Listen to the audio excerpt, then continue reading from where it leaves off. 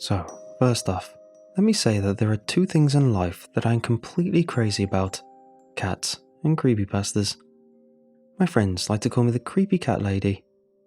It's kind of funny because I've never owned a cat due to my mother's cat allergies, but that didn't stop me from developing an obsession with all things feline. Every year since I was allowed to pick out my own costumes, I've been some sort of cat for Halloween. And ever since I discovered the world of creepypastas, those costumes have gotten ever darker in nature. It's a fun combination, really. Or at least it was, until my obsession clashed in my own real-life horror show. It all started when my friend, Ron, told me that his family was going to be out of town for a week during the summer, and they needed someone to house sit. Okay, full disclosure here, I've been secretly crushing on Ron since he started growing a beard about a year ago. He'd already had a nice body from years of playing lacrosse, but there are plenty of nice bodies to be seen at school. Like, so what? But that beard, so dark and silky under his sensitive green eyes. I kept wondering what it would feel like if he pressed his lips against mine. Not like I was ever likely to find out. The girls he goes for are popular, not weird like me. Still, the thought of gaining access to his most intimate space with no one around made me volunteer for the job before he had even explained the entire situation. "Well, you sure are eager," Ron said before biting into his store-bought burrito. I never understood how he could eat those things, especially right before we were about to go grab some burgers with our other friends. Don't even get me started on how much I wished I could have his metabolism for a day. I'm not fat by any means, but I do have to watch my calories if I don't want to be a chubby kitty. "Yeah, well, who wouldn't want a whole house to themselves for a week?" I said. "I mean, it's different for you because you're about to go off to college anyway, but I've got another year before I have my own space. A week without my stupid brothers under me sounds like heaven on earth." "Good point," he said, wiping his mouth clean with a napkin. "Alright, just check to make sure it's alright with you folks, and I'll let my mom know she can take down the ad in the paper." "In the paper?" I laughed. "Don't you guys have access to the internet?" "Well, you know old people," he shrugged. "We still hide the spare key under a rock near our front door too." He rolled his eyes and popped the last bite of his burrito into his mouth. "Anyway, the job should be easy. You know, water the plants, feed the aquarium fish, stuff like that. You can invite some of our friends over, but just make sure you leave no traces for my parents to find. Be noisy enough for the place not to seem abandoned, but quiet enough not to upset the neighbours. I'll text you the Wi-Fi password, and any other details you'll need. Oh, and the pool will be up and running by then, so feel free to take a dip or whatever. Sound cool?" "Hell yeah," I said enthusiastically. "Sounds like my own little dream vacation. Make sure to tell your parents that I've babysat for most of my neighbourhood, in case they need references."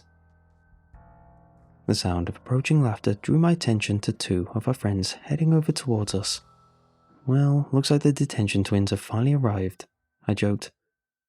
I was admittedly reluctant to end my one-on-one time with Ron, but my stomach was totally ready for us to hit the burger joint.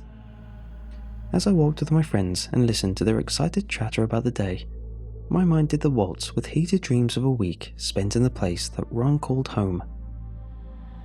The next few months went by fairly quickly, what with so many activities going on at the end of school year. I attended my junior prom with a group of girls that didn't want to be attached to dates, and we had a blast. I attended senior prom with my friend Jason, who has had a crush on me like forever. I guess I'd been so busy obsessing over Ron that I missed Jason leaving his awkward stage behind.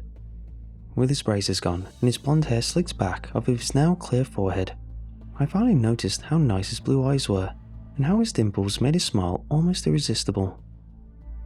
Naturally, by the time it came for me to house sit for Ron's family, I wasn't exactly excited about the job anymore. Still, I'd volunteered and they were going to pay me $200 for it, so I stuck to the original plan and headed over to the Rosewood section of town. Now, New Brisbane is a very nice town no matter where you live. There is no such thing as the wrong side of the tracks here.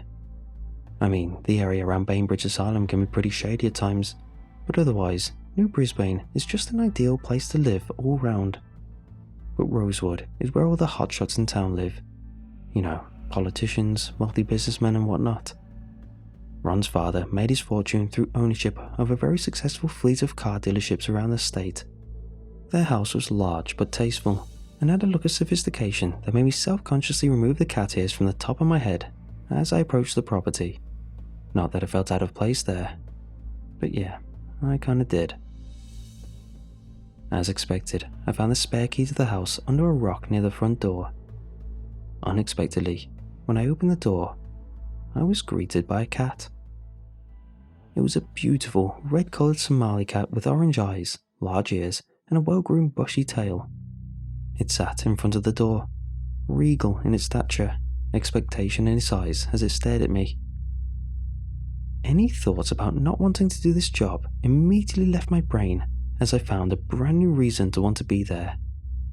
I squealed in delight, barely remembering to close the door behind me as I rushed to get the cat. I cooed at the kitty as I dropped the bags I'd brought with me and reached out to touch that glorious red fur. The cat slinked just out of reach of my hand and walked slowly away from me, coyly looking over his shoulder at me as he did so. "Ah, come here, kitty kitty," I called as I tried to catch hold of him. I just wanted to hold him and pet him and rub my face into his fur so badly. I pulled up short when I heard a loud noise just above my head, kind of like a thump, like what you might hear if someone fell out of bed on the floor above you. I stood, nervously chewing on my lip for a moment, trying to remember if Ron had said anyone would be visiting, or if he had mentioned having any large pets. Actually, the only pets he mentioned were having some fish and an iguana. I knew iguanas could grow pretty big, so it was impossible that the noise had come from the reptile. I stood for a moment longer, wondering if I should go have a look. "Hello?" I called out, rather stupidly now that I think about it. The only response I got was an imploring meow from the cat I had been following. My attention drawn back to the cat, I shrugged and tried again to reach for it, only for it to dance just beyond my reach once again. It moved in a way that suggested that I should go wherever it was trying to lead me, so I finally gave up trying to pat and just continued walking behind it. The cat led me through several spacious living and dining areas and an impressive kitchen, all dressed in redwood, marble and ceramic tile. The cat leapt onto the marble top of the center island and sat down in front of an envelope and a couple of handwritten notes. "Is this what you want me to see, kitty?" I asked as I picked up the papers. I heard another thump overhead from the same direction of the last one. I paused for a moment to listen for any other noises, but there was nothing but silence until the cat meowed and brought my attention back to the kitchen. I looked at the cat, who eyed me expectantly from where he sat. His totally unbothered demeanor made me feel like there really was nothing to worry about. I mean, if the noise didn't alarm the cat, it was probably because it wasn't out of the ordinary, right? "Alright, let me see," I said, examining the papers I picked up. The envelope, as expected, held the $200 I was getting paid for sitting, plus a little extra in case I wanted to order out for dinner. The first note was a written thank you, plus a list of duties I was expected to carry out for the week. The second note, and this one made me laugh out loud, was a list of care instructions for the cat. The first item on the list said, "You must address the cat as Mr. Socks. He does not approve of being called by any other name, such as cat or kitty or puss puss. Repeated infractions may result in dire consequences." I looked back at the cat, who still sat silently watching with his tail waving around lazily at his feet. "Mr. Socks, eh?" I said, reaching over and finally scratching him gently behind his ear. He purred and rubbed his head approvingly against my hand. "That's a cute name. I promise I won't forget it," I cooed, continuing to stroke his luxurious fur. I went back to reading the list. There are several cuts of meat in the refrigerator. When Mr. Socks is hungry, open the refrigerator and allow him to choose the meat he wishes to eat. If nothing is to his liking, someone will arrive shortly to help you provide a suitable replacement meal. I stopped reading and looked dubiously at the refrigerator to my left. It was one of those huge ones that had wooden doors that looked like they belonged in a barn, a pretty common style found in New Brisbane homes. I shook my head, chuckling at what had to be a joke. There was no way Ron's family would spoil a cat to that extent.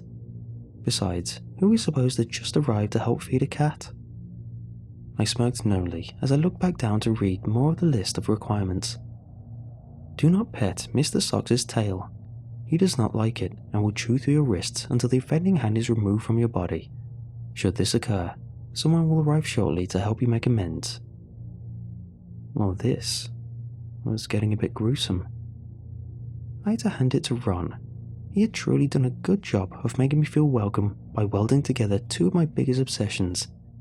It felt good to know that he cared enough to do this, even if I was officially over my crush. I stopped petting the cat and pulled out my phone to send Ron a quick text, telling him how much I appreciated his Cursed Rules cat prank, and how much I absolutely adored his cat.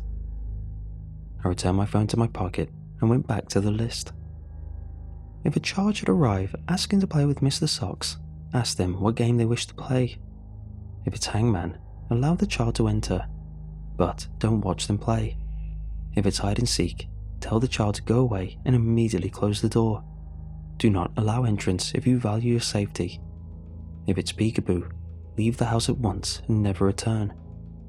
If you should choose to stay, someone will arrive shortly to dispose of your remains. Wow, this was getting pretty good, I thought.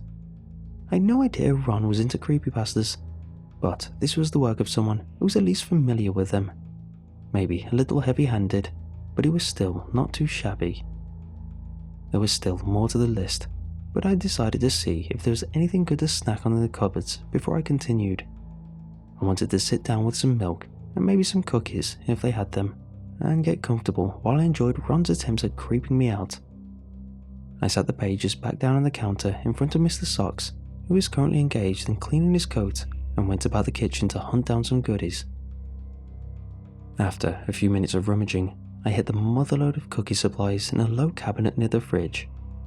I grabbed a plate and piled it up, with one of each type of cookie I found, totaling 12 altogether. I sat the plate down next to the creepy list, making the assumption that Mr. Socks would not be interested in cookies, and went to the fridge to hopefully find some milk.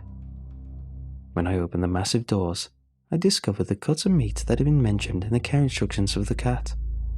Only that I hadn't realized that those cuts would be human body parts, which took up several shelves and leaked blood all over everything else in the fridge. The smell that hit my nose erased any thought that I might have of the body parts being fake. I slammed the fridge shut just in time before violently spewing my breakfast all over its doors. Luckily for me perhaps, since Mr. Socks probably wouldn't have found vomit-covered meat to his liking. With my empty stomach still painfully heaving, I turned away and tried to get my wobbly legs to do something useful, but I only managed to slip on my puke and go down hard on one knee. My cell phone popped out of my pocket and clattered to the floor, landing screen side up that I could see that there was an incoming text from Ron. I scrambled over to the phone, hoping that I could call Ron for help, or tell him off if this really turned out to be a stupid prank. I unlocked the phone and read the text. Cursed Rules? Is that one of your scary story things? Ha, very funny, creepy cat lady. Anyway, we don't have any cats. You didn't let in any strays, did you? My mom would have a royal fit if she found out you let some furball use her house as a litter box, lol. Hey, don't forget to feed my iguana. He's small, so you can carry him around the place if you want. Much cooler than a cat, for reals. Later. He's lying. Please let him be lying, I thought. I pressed the button that would call his number, desperately wanting him to answer and tell me everything was fine. But instead of dialing Ron up, my phone simply went dead. I frantically pushed the power button and tapped at the screen, but it was like there was no battery.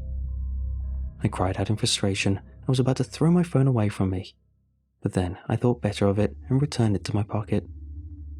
As carefully as I could, I got back to my feet and started shambling off in the direction of the cordless phone I spotted on the other side of the kitchen. I didn't know Ron's cell number, but before I got to the phone, I heard the doorbell ringing. Mr. Socks perked up at the sound of the doorbell, ending his tongue bath and running excitedly over to me. He slinked his body around my feet once and then started moving towards the front door, watching to make sure I followed. I limped on after him, hoping that whoever was at the door would be able to help me. I swiped a dish towel on the way out of the kitchen to wipe away some of the vomit on my face and t-shirt. Funny how that seemed to matter to me at the time.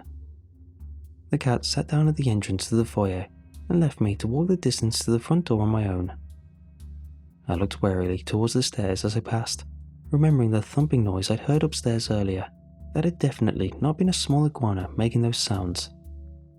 Finally, I got to the door and, without hesitation, opened it. "Hi," said the pretty little redhead girl standing on the opposite side of the door. "Can I come in and play with Mr. Socks, please?" Play with... Look, I really don't have time for this right now. I gotta find someone who can help me here. I looked around the child and spotted a man in a green suit at the other end of the walkway to the house. He was facing away from us and... was he wearing the head of a cat costume? The ears on top of his furry grey head twitched about like they were real. But that just couldn't be. I suddenly dreaded the thought of him turning around to look at me. "But I really want to play hide and seek," said the girl, bringing my attention back to her. I just stared at her for a moment, but then jumped back away from the door when I remembered the instructions on that list. What had it said about a child wanting to play with a cat? Hide and seek was one of the games, right? What was I supposed to do? Unfortunately for me, the girl must have taken my retreat as an invitation to come in, because she quickly ran into the foyer, causing Mr. Socks to take off running upstairs. The child ran to the foot of the stairs, then turned back to look at me. "I'm going to look for Mr. Socks," she said. Her eyes, which had been a lovely shade of brown, turned into a cold and hateful black. Her sweet, innocent voice was now a deep, gravelly baritone, infused with evil intent. "Don't try to find us." With that, her little legs carried us swiftly up the stairs and out of sight. Screw this, I thought.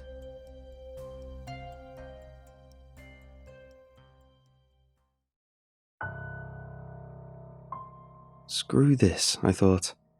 I turned toward the front door, thinking that I'd just leave all this craziness behind. But the exit was blocked off by the man in the suit.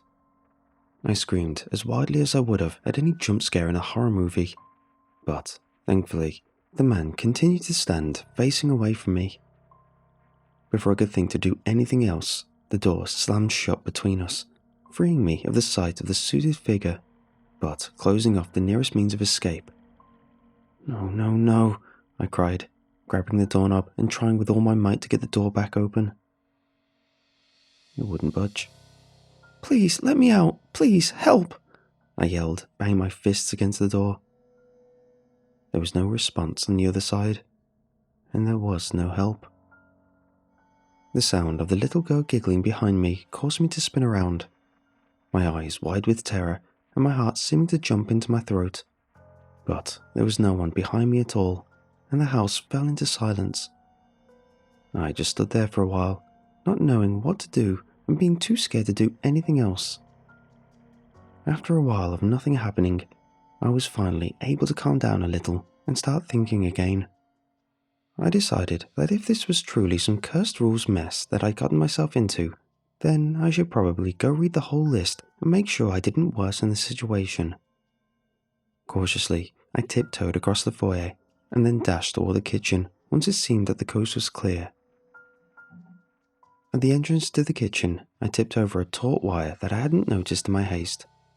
My legs went weak with fear and I immediately collapsed to the floor instead of trying to stay on my feet. This turned out to be a good thing, because right after I fell, something big went whooshing over my head.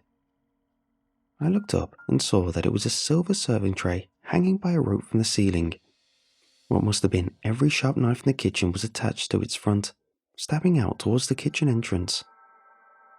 I heard the little girl giggling again, though I didn't see her anywhere, and I wondered if this booby trap had somehow been her handiwork.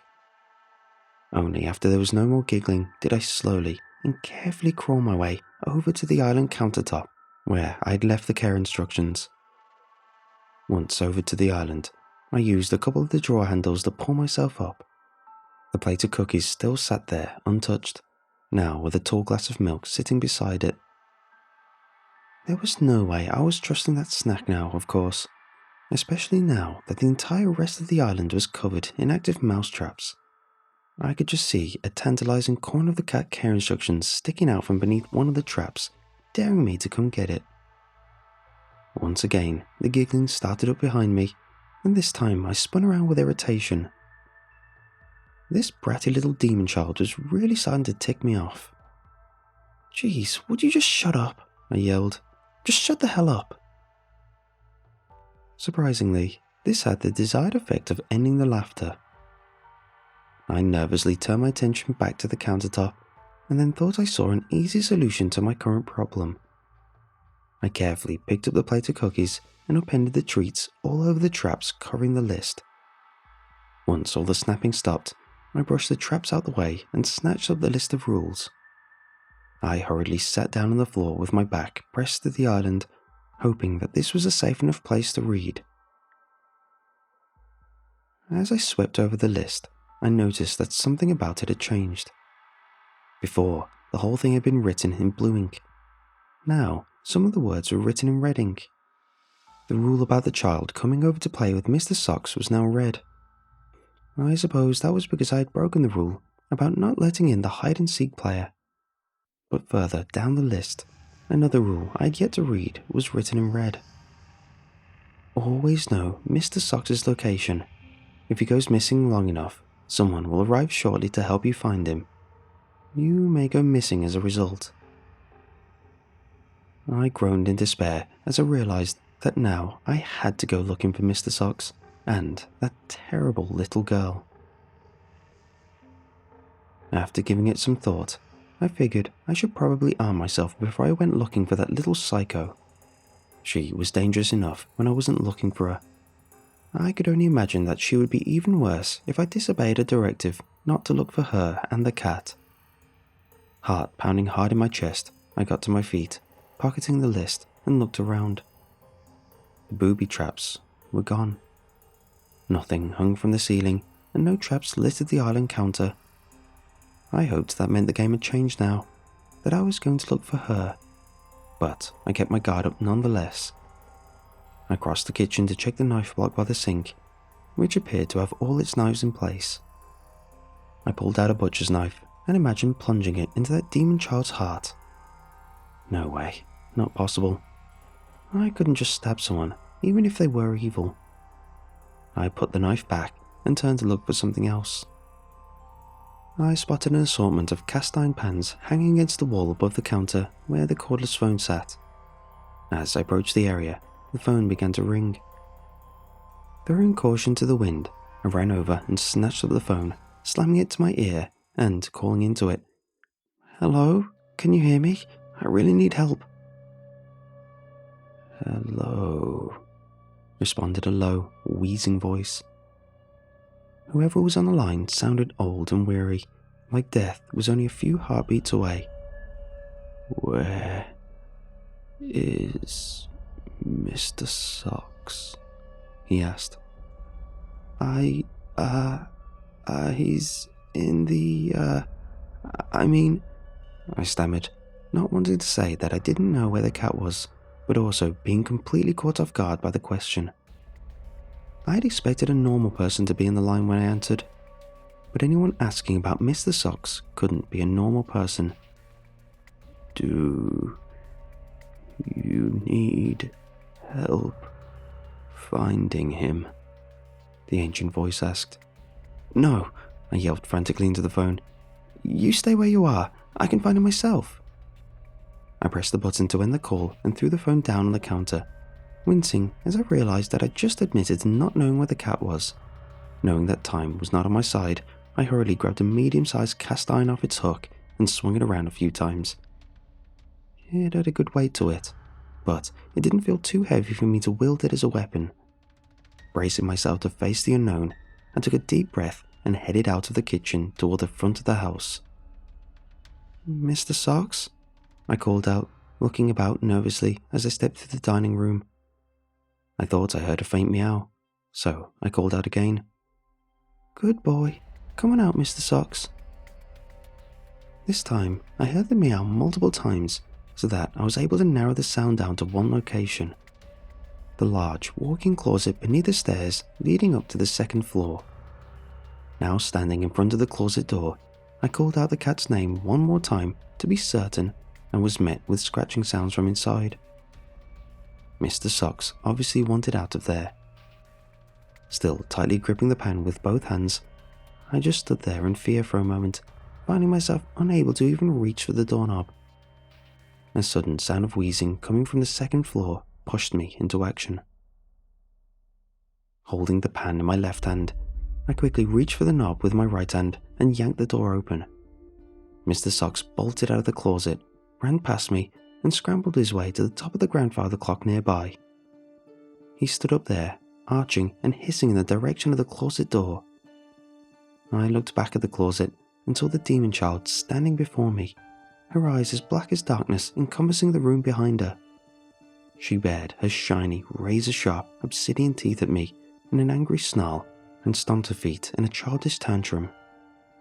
"I told you not to look for us," she yelled in that deep, horrible voice that had no right coming out of a child's mouth. Then, springing forward like a venomous snake, she came at me with long, black talons aiming for the throat. Without thinking, I took a backhanded swing at her with a cast-iron pan and, surprisingly, landed a solid hit square across her face. The girl crashed awkwardly to the floor and then looked up at me with her hand pressed against her cheek. "That's not fair," she whined in a sweet little girl voice, her pretty brown eyes welling up with tears. "I don't want to play anymore." I watched as the little girl got to her feet and walked unsteadily toward the front door. She was sobbing in earnest now, and for a moment I found myself wondering what kind of monster I was to hit a poor little girl in the face with a frying pan. But then I noticed that my cast iron skillet was bent in half. Yeah, there was no innocent little girl leaving the house, and I was definitely lucky to be coming out of this nightmare playdate unscathed. Once the child walked out and closed the door behind her, I let out a sigh of relief and let the pan fall to the floor. Once again, the house was silent. It wasn't long before Mr. Socks broke the silence, beckoning me with a plaintive meow. As soon as I got near enough to the clock, he jumped down to me, and I barely reacted quickly enough to catch him in my arms. He rubbed his forehead against my chin, then jumped down to the floor and rubbed his body against my legs before leading me once again toward the kitchen. This time, he led me to a small corridor with a few doors just off the side of the kitchen. He went over to one of the doors and started scratching at it, meowing to let me know he wanted to go in there. "What now?" I sighed wearily. "You want to go hang out in another closet? Is that it?" I got ready to open the door for the cat, figuring that I'd at least know where he was and I could maybe have a moment to myself to figure things out. Something told me I should consult the list before I did anything else though, so I took it from my pocket and skimmed for anything that might pertain to the current situation. My heart skipped a beat when I saw it. "Do not let Mr. Socks into the basement. You will regret having to go down to retrieve him. If you do not retrieve him in a timely fashion, someone will arrive shortly to retrieve you." "Mr. Socks," I said quietly. "That's the basement door, isn't it?" Mr. Socks turned away from the door, sat down and stared at me. "All right, look," I said, squatting down in front of the cat and looking him in the eyes. "What do you say we take a little break from all the excitement for a while? I can go clean up the mess I made in the kitchen, and you can grab something to eat from the fridge. Can grab some crackers or something to munch on. I can change into some fresher clothes, and the two of us can sit on some comfy chair and do some reading together. That sound good to you?" Mr. Socks walked over to me and rubbed up against me, purring as I stroked his soft fur. I was, of course, careful to avoid petting his tail. Then I followed him to the kitchen, where we took the first of our meals together. I was able to stomach a few crackers and some warm ginger ale that I found in the pantry, but it was a bit of a battle. I just didn't want to upset the cat by refusing to eat near him or whatever. I think it'll be a long time before I'll ever feel comfortable around meat again though. But I'm sure I'm ready to learn now. So, that all happened yesterday, and things have been going okay since then. The rules are pretty easy to follow now that I know them all, and Mr. Socks is actually a really nice cat. He stays near me as I take care of household chores, lets me carry him around in a side bag when I need to go out, and curls up in my lap for a cat nap whenever I sit down to watch TV or do something at Ron's computer. Yes, I have internet and my phone works again, but the rules don't allow me to ask for outside help, so I'm just using them for the usual stuff. There's no chance that anyone who knows me will see this posted, so this should be okay. I'm not posting here to ask for help. I just want people, even total strangers, to know about what's happening to me. It's hard not to let my friends know about this, especially Ron, since this is his freaking house. I've told my friends and my boyfriend not to come visit, making up some stupid excuse about wanting to find out who I really am through this week of isolation. Given how that sounds, they probably won't be terribly surprised when I come out of here a newly minted herbivore. I just couldn't risk having one of them show up and start breaking rules all over the place, or letting Ron know that I let a cat in the house. Anyway, at least I know this isn't some forever agreement. At the bottom of the list of rules, there was a final instruction that gave a time frame. In the morning of the 7th day, Mr. Socks will be returned to his owner. Do not accompany Mr. Socks to the front door when he is ready to leave. If you see whoever comes to retrieve him, you will forfeit the use of your eyes. Payment for your service shall be left in the mailbox for your convenience. Many thanks, and sincerely yours, Mr. Tubin. To Mr. Tubin, in case you happen to be hearing this, Mr. Socks is a very lovely cat. He really is. But please do not think of me again if he needs sitting, or at least let me know well in advance of the time so I can prepare. I'm assuming that you will pay me well for the trouble, but please, make it in cash. I don't know if you had anything else in mind, but just know that money works for me. To anyone else out there hearing this, please, just be careful if you find a list of rules that seem out of place or just plain ridiculous. Read all of the rules, and for your own safety, try not to break them. It really could mean the difference between life and death.